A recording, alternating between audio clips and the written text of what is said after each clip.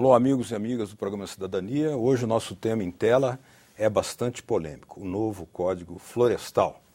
Já foi aprovado aqui na Comissão de Constituição e Justiça o relatório do senador Luiz Henrique, do PMDB de Santa Catarina, já estabelecendo uma diretriz, pelo menos seus arcabouços jurídicos. Porém, o tema é de uma polêmica imensa. Vários setores da sociedade vêm se movimentando para fazer expressar a sua opinião e para que ela chegue também ao Congresso, onde tudo está sendo decidido. Agora o projeto será encaminhado à Comissão de Ciência e Tecnologia. Exatamente para trazer essa polêmica para as telas, nós convidamos representantes das duas posições, pelo menos duas posições, bem diferentes, que estão orbitando em torno desse projeto. Temos aqui conosco, primeiramente, o professor Luiz Carlos Moraes, ele que é professor de Direito Ambiental da UNORP, que é a Universidade do Noroeste Paulista, quem agradeço muito pela presença aqui conosco. E temos também a presença, também igualmente advogado, do Dr. André Lima, que é assessor do IPAM, Instituto de Pesquisa da Amazônia, quem agradeço também pela presença aqui conosco. Agradeço o convite. Tentando focalizar aqueles temas que são mais polêmicos, nessa posição ou nesse projeto aprovado pela Comissão de Constituição e Justiça, quais são os elementos que se destacam na sua visão? Veja, há uns dias atrás teve uma audiência pública com vários juristas e sempre ficam algumas preocupações quanto há ou não há anistia. A questão de ocupações históricas, o que nós estamos falando hoje de áreas consolidadas, e mais alguns temas que em volta disso todos se refletem. A largura dos rios, a questão de áreas de risco, né? E isso vão se tratar necessariamente nessas próximas comissões. Uhum. Doutor André, nesse projeto que teve a primeira aprovação, ali seria discutida apenas a sua modalidade jurídica, mas evidentemente sabe-se que o tema é muito polêmico. Nesta primeira aprovação, o que chama atenção e o que causa, na sua visão, preocupação?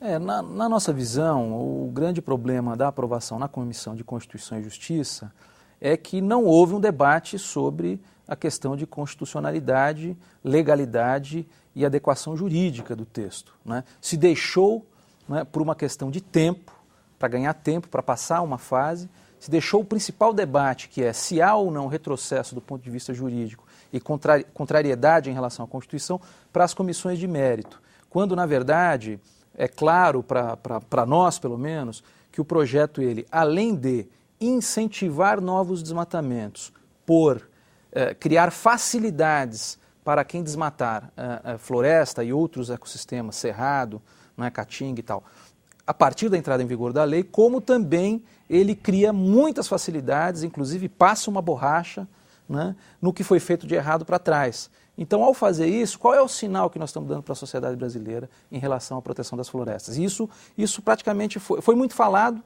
mas não houve deliberação em torno das emendas na Comissão de Constituição e Justiça, se deixou para as próximas etapas. Isso é muito ruim porque nós perdemos a riqueza daquela comissão, né, que tem parlamentares muito comprometidos com a cidadania, com o desenvolvimento sustentável, e agora esse debate migrou para as outras comissões. Como é que o senhor reage quando há esse argumento de que o projeto, como está, como foi aprovado, ele incentiva novos desmatamentos e causa problemas em relação à questão da anistia? Já que o senhor é um defensor do projeto, como ele vem sendo delineado, o senhor reage de que maneira? Veja, nós temos que trabalhar a realidade.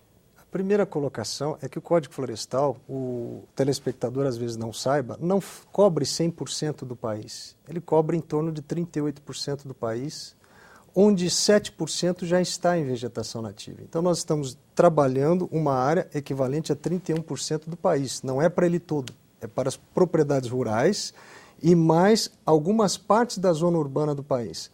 A Amazônia é 43% do território nacional, 75% delas são terras públicas e tem leis específicas. Então, o grande problema é adequar a realidade dos 500 anos de Brasil. Pedro Álvares Cabral chegou aqui e fez uma ocupação correta ou não da maneira em que foi possível a povo com a evolução social, econômica e sociológica. Agora nós temos que realmente passar uma régua, verificar o que existe daqui para trás e ir daqui para frente. Então, quando a gente começa a falar em florestas, eu acho que é um pouco expansivo, porque nós temos todo o centro-sul do país e parte do Nordeste em que a realidade não é bem essa. E talvez a grande discussão é desconectar a Amazônia e problemas sérios que ali existem com a capacidade e possibilidade do centro-sul do país se ajustar sem haver retrocessos em outras áreas que não ambiental também, como emprego, renda e outras coisas que vão se desdobrar em cima disso. Para que você tenha uma ideia, existem estudos que, para atender a atual legislação ambiental, eu preciso deixar em vegetação nativa 24% da área plantada do país. Isso daí tem algum prejuízo, tem algum reflexo na sociedade.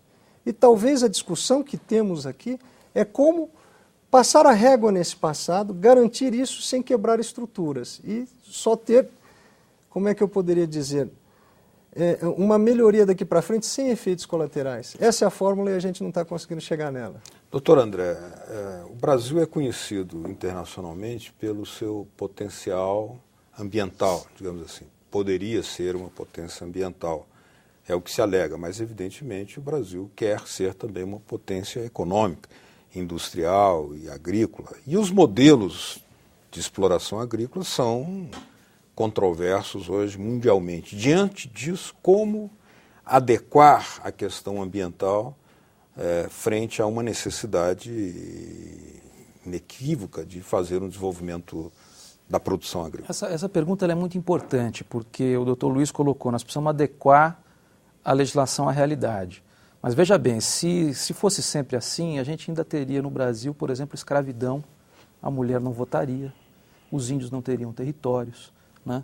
Então, na verdade, o que a gente precisa é usar o parlamento, onde está a representação da sociedade, para buscar fazer com que a sociedade evolua, compreenda os novos rumos. O Brasil precisa se desenvolver, o Brasil precisa gerar emprego e renda, mas o Brasil precisa, sobretudo, dar base para esse crescimento.